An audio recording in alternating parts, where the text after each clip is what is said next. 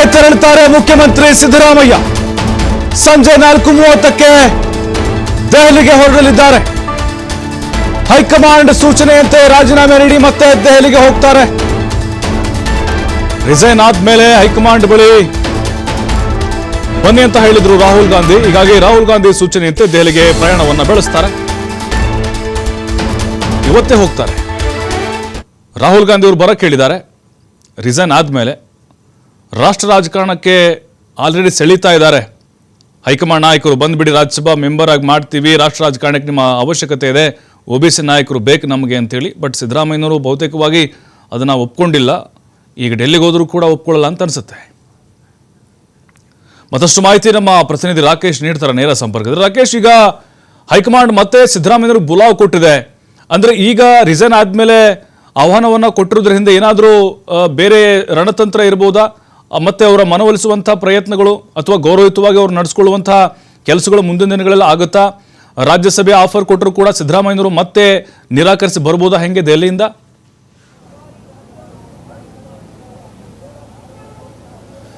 ಪ್ರಭು, ಮುಖ್ಯಮಂತ್ರಿ ಸಿದ್ದರಾಮಯ್ಯನವರು ತಮ್ಮ ಪದವಿಗೆ ರಾಜೀನಾಮೆಯನ್ನು ಘೋಷಣೆ ಮಾಡುವುದಾಗಿ ಹೇಳಿಕೊಂಡಿದ್ದಾರೆ. ಹಾಗೆ ಇವತ್ತು 2:30 ನಂತರದಲ್ಲಿ ಲೋಕಭವನಕ್ಕೆ ಬಂದು ಅಧಿಕೃತವಾದ ಫಾರ್ಮಾಲಿಟೀಸ್ ಅನ್ನು ಮುಗಿಸುವುದಂತ ಸೂಚನೆಯನ್ನು ಕೊಟ್ಟಿದ್ದಾರೆ. ಹಾಗೆ ಇಂಟಿಮೇಷನ್ ಅನ್ನು ಕೂಡ ಮಾಡಿದ್ದಾರೆ. ಇದರ ಬಳಿಕ ಅವರು ಸಂಜೆ ದೆಹಲಿಗೆ ತೆರಳುವಂತಹ ಸಾಧ್ಯತೆ ಇದೆ. ಆದರೆ ಅದನ್ನು ಇನ್ನೂ ಕನ್ಫರ್ಮ್ ಮಾಡಿಲ್ಲ. ಸಂಜೆ ಅವರು ದೆಹಲಿಗೆ ತೆರಳಿ ಪಕ್ಷದ ವರಿಷ್ಠರನ್ನ ಭೇಟಿ ಮಾಡಲಿದ್ದಾರೆ. ಅಲ್ಲಿ ಪಕ್ಷ ತನಗೆ ಇದುವರೆಗೆ ಕೊಟ್ಟಿರುವಂತಹ ಗೌರವ ಸ್ಥಾನಮಾನ ಹಾಗೆ ಜವಾಬ್ದಾರಿಯನ್ನು ತಾನು ಯಶಸ್ವಿಯಾಗಿ ನಿಭಾಯಿಸಿದ್ದೇನೆ, ಹಾಗೆಯೇ ನಂತರದಲ್ಲಿ ತನ್ನ ಅಧಿಕಾರದ ಹಸ್ತಾಂತರವನ್ನು ಮಾಡುವ ಮುಖಾಂತರ ಜವಾಬ್ದಾರಿಯ ಬ್ಯಾಟನ್ ಅನ್ನು DK ಶಿವಕುಮಾರ್ ಅವರಿಗೆ ಹ್ಯಾಂಡ್ ಓವರ್ ಮಾಡಿದ್ದೇನೆ. ಎಲ್ಲವೂ ಕೂಡ ನಿಮ್ಮ ನಿರೀಕ್ಷೆಯಂತೆ ಮತ್ತು ತಮ್ಮ ನಿರ್ದೇಶನದಂತೆ ನಡೀತಾ ಇದೆ. ಪಕ್ಷಕ್ಕಾಗಲಿ ಪಕ್ಷದ ನಾಯಕರಿಗಾಗಲಿ ಎಲ್ಲೂ ಕೂಡ ಮುಜುಗರ ತರದ ರೀತಿಯಲ್ಲಿ ನಾನು ತನ್ನ ಜವಾಬ್ದಾರಿ ನಿರ್ವಹಿಸಿದ್ದೇನೆ. ಹಾಗೆ ಇಲ್ಲಿವರೆಗೆ ನನಗೆ ಅವಕಾಶ ಕೊಟ್ಟಿದ್ದಕ್ಕೆ ಎಲ್ಲರಿಗೂ ಕೂಡ ಕೃತಜ್ಞತೆಯನ್ನು ಸಲ್ಲಿಸ್ತೇನೆ ಅನ್ನುವಂತಹ ಕೃತಜ್ಞತಾಪೂರ್ವಕವಾದಂತಹ ಭೇಟಿಯನ್ನು ಅವರು ಮಾಡಲಿದ್ದಾರೆ. ಅಲ್ಲಿ ನಾಯಕರ ಜೊತೆ ಮಾತುಕತೆಯನ್ನು ಮಾಡಿ ಮುಂದಿನ ತಮ್ಮ ರಾಜಕೀಯ ಭವಿಷ್ಯದ ಬಗ್ಗೆ ಕೂಡ ಚರ್ಚೆಯನ್ನು ಮಾಡಿಕೊಂಡು ಬರುವಂಥ ಸಾಧ್ಯತೆಗಳು ಕೂಡ ಇದೆ. ತಾವು ಹೇಳಿದ ಹಾಗೆ DK ಶಿವಕುಮಾರ್ ಅವರ ಜೊತೆಯಲ್ಲಿ ಕೈ ಜೋಡಿಸಿ ಪಕ್ಷವನ್ನ ಮುಂದೆ ಅಧಿಕಾರಕ್ಕೆ ತರ್ತೇನೆ ಅನ್ನುವಂಥ ಮಾತನ್ನ ಸಿದ್ದರಾಮಯ್ಯನವರು ಹೇಳಿಕೊಂಡಿದ್ರು ಕೂಡ ಅವರ ರಾಜಕೀಯ ನಡೆ ಏನಾಗಬಹುದು ಅನ್ನುವಂಥ ಕುತೂಹಲ ಇನ್ನು ಹಾಗೆ ಉಳಿದುಕೊಂಡಿದೆ. ಯಾಕಂದ್ರೆ ಸಿದ್ದರಾಮಯ್ಯನವರ ಬಳಿಕ ರಾಜ್ಯದಲ್ಲಿ ಯಾರೇ ಮುಖ್ಯಮಂತ್ರಿ ಆದರೂ ಕೂಡ ಅಹಿಂದ ವರ್ಗವನ್ನು ಸಂಭಾಳಿಸಿಕೊಂಡು ಹೋಗುವ ಅಥವಾ ಜೊತೆಯಲ್ಲಿ ತೆಗೆದುಕೊಂಡು ಹೋಗುವಂತಹ ಗುರುತರವಾದಂತಹ ಜವಾಬ್ದಾರಿ ಅವರ ಹೆಗಲ ಮೇಲಿರುತ್ತೆ. ಅದನ್ನು ಅವರು ಯಶಸ್ವಿಯಾಗಿ ಮಾಡಬೇಕಾಗತ್ತೆ. ಈ ನಿಟ್ಟಿನಲ್ಲಿ ಸಿದ್ದರಾಮಯ್ಯನವರ ಸಹಕಾರ ಅತ್ಯಗತ್ಯ. ಹೀಗೆ ಸಿದ್ದರಾಮಯ್ಯನವರ ಜೊತೆಯಲ್ಲೇ ಹೋಗಬೇಕು ಅಂದಾಗ ಸಿದ್ದರಾಮಯ್ಯನವರು ಇದುವರೆಗೆ ಅನುಸರಿಸಿದ ಕಾರ್ಯತಂತ್ರದ ಭಾಗವಾಗಿ ಅವರಿಗೆ ಸಪೋರ್ಟ್ ಮಾಡಿದಂತಹ ಸಮುದಾಯದ ನಾಯಕರ ಒತ್ತಾಸೆಯನ್ನು ಇಟ್ಟುಕೊಂಡು ಅವರು ಮುಂದೆ ಹೊರಬೇಕಾಗುತ್ತೆ. ಅದನ್ನು DK ಶಿವಕುಮಾರ್ ಹೇಗೆ ಮಾಡ್ತಾರೆ ಅಥವಾ ಆ ಸಮೀಕರಣಕ್ಕೆ ಸಿದ್ದರಾಮಯ್ಯನವರ ಜೊತೆಯಲ್ಲಿ ಯಾವ ರೀತಿಯ ಸಲಹೆಯನ್ನು ಪಡೆದುಕೊಳ್ತಾರೆ ಅಥವಾ ನಿರ್ದೇಶನವನ್ನು ಪಡೆದುಕೊಳ್ತಾರೆ ಅನ್ನೋದರ ಮೇಲೆ ಇವೆಲ್ಲವೂ ನಿರ್ಧಾರವಾಗಲಿದೆ. ಹಾಗೆ ತಾವು ಇನ್ನೊಂದು ಮಾತ್ರ ಹೇಳಿದ್ರಿ, ಸಿದ್ದರಾಮಯ್ಯರವರನ್ನ ರಾಷ್ಟ್ರ ರಾಜಕಾರಣಕ್ಕೆ ಸೆಳೆಯುವಂಥ ಪ್ರಯತ್ನವನ್ನು ಹೈಕಮಾಂಡ್ ನಾಯಕರು ಮಾಡಬಹುದು ಅಂತ. ಆದರೆ ಆ ವಿಚಾರದಲ್ಲಿ ಇನ್ನೂ ಕೂಡ ಸ್ಪಷ್ಟತೆ ಇಲ್ಲ. ಸಿದ್ದರಾಮಯ್ಯನವರು ನನ್ನ ರಾಜಕೀಯದ ಬಹುಪಾಲನ್ನು ರಾಜ್ಯದಲ್ಲೇ ಕಳೆದಿದ್ದೇನೆ, ಹಾಗಾಗಿ ಮತ್ತೆ ಮುಂದುವರಿಯುವಂಥ ಸಾಧ್ಯತೆಗಳು ರಾಷ್ಟ್ರದಲ್ಲಿ ಎಷ್ಟರ ಮಟ್ಟಿಗೆ ಅನ್ನೋದನ್ನು ಎಲ್ಲೂ ಕೂಡ ಹೇಳ್ಕೊಂಡಿಲ್ಲ. ಹಿಂದೊಮ್ಮೆ ಅವರು ಲೋಕಸಭಾ ಸ್ಪರ್ಧೆ ವಿಚಾರಕ್ಕೆ ಸಂದರ್ಭದಲ್ಲಿ ರಾಷ್ಟ್ರ ರಾಜಕಾರಣಕ್ಕಿಂತ ರಾಜ್ಯವೇ ನನಗೆ ಅಪಾಯಮಾನವಾಗಿದೆ ಅನ್ನುವಂಥದ್ದನ್ನು ಹೇಳ್ಕೊಂಡಿದ್ರು. ಹೀಗಾಗಿ ಅವರು ರಾಷ್ಟ್ರ ರಾಜಕಾರಣಕ್ಕೆ ಹೋಗ್ತಾರಾ ಇಲ್ವಾ ಅನ್ನುವಂಥ ಪ್ರಶ್ನೆ ಕೂಡ ಹಾಗೆ ಇದೆ.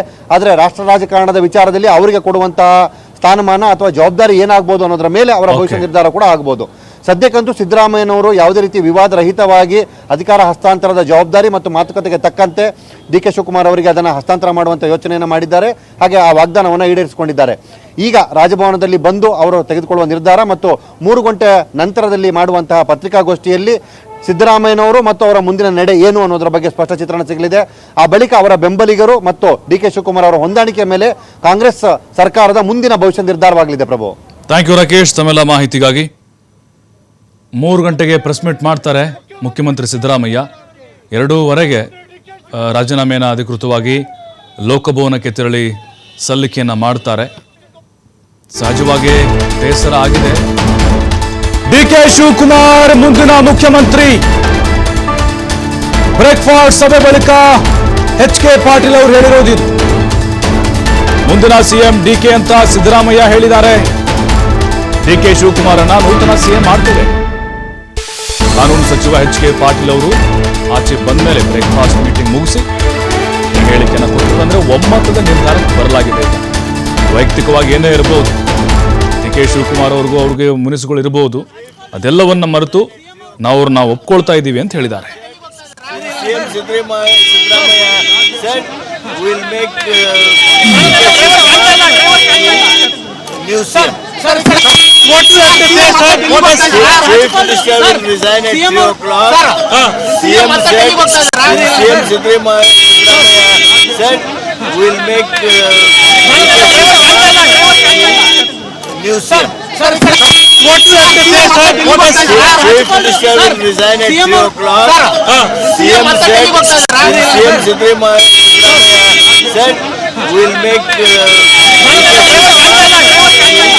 new CM. Chief Minister will resign at 3 o'clock. CM Siddaramaiah said will make new CM. Chief Minister will resign at 3 o'clock. CM Siddaramaiah said will make ನೋಡಿ, ಇದು ಎಚ್ ಕೆ ಪಾಟೀಲ್ ಅವರು ಹೇಳಿರೋದು.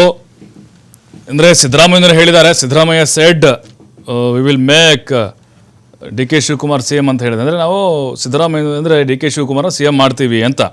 ಅಂದರೆ ಅರ್ಥ ಸಿದ್ದರಾಮಯ್ಯನವರು ಕೂಡ ಬ್ರೇಕ್ಫಾಸ್ಟ್ ಮೀಟಿಂಗ್ನಲ್ಲಿ ಒಪ್ಕೊಂಡಿದ್ದಾರೆ ಅನ್ನುವಂಥ ಒಂದು ಸಂದೇಶ ಇದು ಬೇಕಾಗಿತ್ತು. ಯಾಕಂತ ಹೇಳಿದ್ರೆ ಅಯ್ಯೋ ನೊಂದ್ಕೊಂಡ್ಬಿಟ್ಟಿದ್ದಾರೆ ಸಿದ್ದರಾಮಯ್ಯನವರು, ಬಹಳ ಬೇಸರ ಸಹಜವಾಗಿದ್ದೇ ಇರುತ್ತೆ.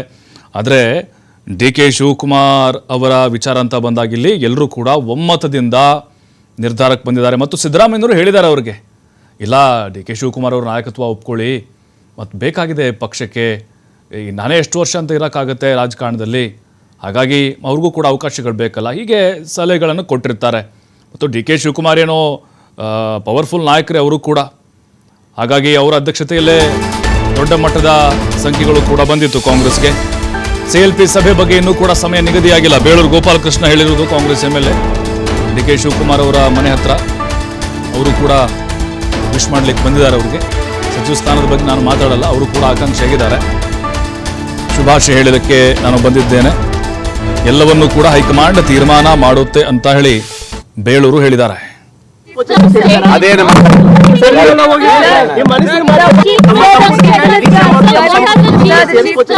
ಅದೇ ನಮ್ಮ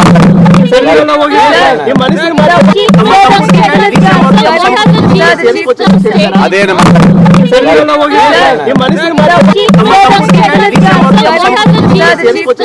ಅದೇ ನಮ್ಮ ಬೇಳೂರು ಗೋಪಾಲಕೃಷ್ಣ ಅವರು ಕಾಂಗ್ರೆಸ್ MLA, ಅವರು ಕೂಡ ಸಚಿವ ಸ್ಥಾನದ ಪ್ರಬಲ ಆಕಾಂಕ್ಷಿ. ಅವರು ಡೆಲ್ಲಿಗೆ ಹೋಗಿದ್ರು, ಪರೇಡ್ ಮಾಡಿದರು, ಅವರು ಆಕಾಂಕ್ಷಿಗಳ ಗುಂಪಲ್ಲಿ ಗುರುತಿಸ್ಕೊಂಡಿದ್ರು. ಬಟ್ ಇನ್ನೂ ಕೂಡ ಅವರಿಗೆ ಅವಕಾಶಗಳು ಸಿಕ್ಕಿಲ್ಲ. ಬಟ್ ಈಗ ಡಿ ಕೆ ಶಿವಕುಮಾರ್ ಅವರು ಮನೆಗೆ ಬಂದು ಅವರಿಗೆ ಶುಭಾಶಯಗಳನ್ನು ಕೋರ್ಲಿಕ್ಕೆ ಬಂದಿದ್ದಾರೆ. ಆ ಟೈಮ್ನಲ್ಲಿ CLP ಸಭೆ ಬಗ್ಗೆ ಇನ್ನೂ ಕೂಡ ನಿರ್ಧಾರ ಆಗಿಲ್ಲ. ನಿರ್ಧಾರ ಆದರೂ ಕೂಡ ಅವ್ರಿಗೆ ಮಾಹಿತಿ ಇಲ್ಲ ಅಂತ ಅನಿಸುತ್ತೆ. ಜೊತೆಗೆ ರಾಜೀನಾಮೆ ವಿಚಾರವಾಗಿ ಈಗ ಒಬ್ಬೊಬ್ಬರೇ ಹೇಳ್ತಾ ಇದ್ದಾರೆ ಅಧಿಕೃತವಾಗಿ. ಗೊತ್ತಿದ್ರೂ ಕೂಡ ಕೆಲವೊಬ್ಬರು ನ್ಯೂಟ್ರಲ್ ಆಗಿರ್ತಾ ಇದ್ರು. ಎಲ್ಲವೂ ಕೂಡ ಹೈಕಮಾಂಡ್ ತೀರ್ಮಾನ ಮಾಡುತ್ತೆ. ಸಚಿವ ಸ್ಥಾನದ ಬಗ್ಗೆ ಕೂಡ ಅವರು ಯಾವುದೇ ಮಾಹಿತಿಯನ್ನು ಬಿಟ್ಟುಕೊಟ್ಟಿಲ್ಲ. ಈಗ ಅವ್ರಿಗೂ ಕೂಡ ಅವಕಾಶ ಸಿಗ್ಬೋದು ಹಾಗಾದರೆ. ಯಾಕಂದರೆ ಆಕಾಂಕ್ಷಿಗಳು ಅಂತ ಬಂದಾಗ ಅವರು ಕೂಡ ಮೊದಲ ಸಾಲಲ್ಲಿ ನಿಲ್ತಾ ಇದ್ದರು. ಸಾಮಾಜಿಕ ನ್ಯಾಯದ ಅಡಿ ನಮಗೂ ಕೂಡ ಅವಕಾಶಗಳು ಸಿಗಬೇಕು ಅಂಥೇಳಿ ಡಿ ಕೆ ಶಿವಕುಮಾರ್ ಅವರು ಬೇಳೂರು ಗೋಪಾಲಕೃಷ್ಣ ಅವ್ರಿಗೆ ಅವಕಾಶ ಮಾಡಿಕೊಡ್ತಾರೆ. ಹಾಗಾದರೆ ಭಾಳ ಅತ್ಯಾಪ್ತರು ಡಿ ಕೆ ಶಿಗೆ ಬೇಳೂರು ಗೋಪಾಲಕೃಷ್ಣ. ಬಟ್ ಅವ್ರಿಗೂ ಕೂಡ ನಿರೀಕ್ಷೆ ಇದೆ. ಆದರೆ ಇಲ್ಲಿ ಎಲ್ರಿಗೂ ಕೂಡ ಅವ್ರವ್ರ ಕೆಲಸ ಆಗಬೇಕೀಗ. ಯಾರ ಪರ ಅಥವಾ ವಿರೋಧ ಅಂತ ಯಾರು ಮಾತಾಡಲ್ಲ. ಈಗ ಒಬ್ಬರಾದರೂ ಮಾತಾಡ್ತಿದ್ದಾರೆ, ಡಿ ಕೆ ಶಿವಕುಮಾರ್ ಅವರು ಮುಖ್ಯಮಂತ್ರಿ ಆಗಿದ್ದು ನಮಗಿಷ್ಟ ಇಲ್ಲ, ನಾವು ಒಪ್ಕೊಳ್ಳಲ್ಲ, ಯಾರಾದರೂ ಬಹಿರಂಗವಾಗಿ ಹೇಳಿದಾರ? ಹೇಳೋಕ್ಕಾಗೋದಿಲ್ಲ. ಯಾಕಂದರೆ ನೆಕ್ಸ್ಟ್ CM ಹೋಗಲೇಬೇಕಾಗತ್ತೆ, ಅನಿವಾರ್ಯ. ಒಳಗಡೆ ಏನೇ ಇದ್ರೂ ಕೂಡ ಅದನ್ನು ಬಹಿರಂಗವಾಗಿ ಯಾರೂ ಕೂಡ ಈ ಸಂದರ್ಭದಲ್ಲಿ ಹೇಳಲಿಕ್ಕಾಗೋದಿಲ್ಲ. ಸಿದ್ದರಾಮಯ್ಯನವರು ಈ ಸಂದರ್ಭದಲ್ಲಿ ಅವರ ಆಪ್ತರು ಕೂಡ ಅದೇ ರೀತಿಯಾಗಿ ಮುಂದುವರಿತಾ ಇದ್ದಾರೆ. ಈ ಸಂದರ್ಭದಲ್ಲಿ ಡಿ ಕೆ ಶಿವಕುಮಾರ್ ಅವರು CM ಆಗೋದನ್ನು ಅವರು ಕೂಡ ಒಪ್ಕೊಳ್ತಾ ಇದ್ದಾರೆ ಮುಕ್ತ ಮನಸ್ಸಿನಿಂದ. ಅಸಮಾಧಾನಗಳು ಸಹಜವಾಗಿ ಇದ್ದೇ ಇರುತ್ತೆ ಡಿ ಕೆ ಶಿವಕುಮಾರ್ ಅಂದರೆ ಸಿದ್ದರಾಮಯ್ಯನವರ ಅತ್ಯಾಪ್ತ ಸಚಿವರಲ್ಲಿ, ಶಾಸಕರಲ್ಲಿ. ಆದರೆ ಈಗ ಪಕ್ಷ ಅಂತ ಬಂದಾಗ ಮತ್ತು ನಾಯಕತ್ವ ಅಂತ ಬಂದಾಗ ಮುಂದಿನ ಭವಿಷ್ಯದ ದೃಷ್ಟಿಯಿಂದ ಅದನ್ನು ಒಪ್ಕೊಳ್ಳೇಬೇಕಾಗತ್ತೆ. ಇವೆಲ್ಲವನ್ನು ನಾವು ಗಮನಿಸಿಕೊಂಡು ನೋಡೋದಾದರೆ ಡಿ ಕೆ ಶಿವಕುಮಾರ್ ಅವರ ನಾಯಕತ್ವವನ್ನು ಎಲ್ಲರೂ ಕೂಡ ಒಪ್ಪಿಕೊಳ್ಳಲೇಬೇಕಾಗತ್ತೆ. ನೆಕ್ಸ್ಟ್ ಜನ್ರೇಷನ್ಗೆ ಅಧಿಕಾರ ಹಸ್ತಾಂತರ ಆಗಿದೆ. ಈಗ ಸಿದ್ದರಾಮಯ್ಯನವರು ತೆರೆಮರೆಗೆ ಸರಿತಾ ಇದ್ದಾರೆ. ಅಂದರೆ ರಾಜಕಾರಣ ಕಂಪ್ಲೀಟ್ ಆಗಿ ಬಿಡ್ತಾರೆ ಅಂದರೆ ಇಲ್ಲ, ಖಂಡಿತ ಆಕ್ಟಿವ್ ಆಗಿರ್ತಾರೆ. ಬಟ್ ಏನೇ ನಿರ್ಧಾರ ಇದ್ದರೂ ಕೂಡ, ಏನೇ ಹೇಳಿ ಕೇಳಿ ಮಾಡೋದಿದ್ರೂ ಕೂಡ ಸಿದ್ದರಾಮಯ್ಯನವರ ಸಲಹೆಗಳನ್ನು ತೆಗೆದುಕೊಳ್ತಾರೆ. ಈಗ ಬಿ ಜೆ ಪಿಲಿ ಹೆಂಗೆ ಅಂದ್ಕೊಂಡ್ರೆ ಎಲ್ಲರೂ ಯಡಿಯೂರಪ್ಪನವ್ರದ್ದು ಮುಗೀತಲ್ಲ ರಾಜಕೀಯದು, ಮೊನ್ನೆ ತಾನೇ ದೊಡ್ಡ ಮಟ್ಟದ ಕಾರ್ಯಕ್ರಮ ಮಾಡಲಿಲ್ವ, ಹಂಗೆ ಸಿದ್ದರಾಮಯ್ಯನವ್ರದ್ದು ಕಾಂಗ್ರೆಸ್ಗೆ ಸಿಕ್ಕಾಪಟ್ಟೆ ಕೊಡುಗೆ ಇದೆ. ಅವರನ್ನು ಮೂಲೆಗುಂಪು ಮಾಡುವಂಥ ಪ್ರಯತ್ನ ಖಂಡಿತವಾಗ್ಲೂ ಕಾಂಗ್ರೆಸ್ನಲ್ಲಿ ಆಗಲ್ಲ, ಅದಕ್ಕೆ ಅವಕಾಶ ಕೂಡ ಇರೋದಿಲ್ಲ. ಸಿದ್ದರಾಮಯ್ಯನವರು ಮನಸ್ಸು ಮಾಡಿದ್ರೆ ಏನು ಬೇಕಾದರೂ ಈ ಕ್ಷಣಕ್ಕೆ ಮಾಡಬಹುದು. ಆದರೆ ಅವರು ಪ್ರಬುದ್ಧ ರಾಜಕಾರಣಿಯಾಗಿದ್ದಾರೆ. ಅದರ ಜೊತೆಗೆ ಅವರು ಕಾಂಗ್ರೆಸ್ ಪಕ್ಷಕ್ಕೆ, ಹೈಕಮಾಂಡ್ಗೆ ನಿಷ್ಠರಾಗಿದ್ದರು. ಮತ್ತು ಡಿ ಕೆ ಶಿವಕುಮಾರ್ ಅವ್ರಿಗೂ ಕೂಡ ಅವಕಾಶ ಸಿಗಲಿ, ಅವರು ಕೂಡ ಮಣ್ಣು ಹೊತ್ತಿದ್ದಾರೆ, ಕೂಲಿ ಮಾಡಿದ್ದಾರೆ, ಶ್ರಮ ಹಾಕಿದ್ದಾರೆ. ಅವಕಾಶ ಕೊಟ್ಟರೆ ಹೊಸ ಹೊಸ ಜನ್ರೇಷನ್ ಏನು ನಾಯಕರು ಬರ್ತಾರೆ ಅವ್ರಿಗೂ ಕೂಡ ಅವಕಾಶ ಕೊಡ್ಬೋದಲ್ವಾ. ಬದಲಾವಣೆ ಸಹಜವಾಗಿ ಅನಿವಾರ್ಯ ಅಂತೇಳಿ ಎಷ್ಟು ದಿನ ನಾವೇ ಈ ಸೀಟಲ್ಲಿ ಕೂರೋಕ್ಕಾಗತ್ತೆ?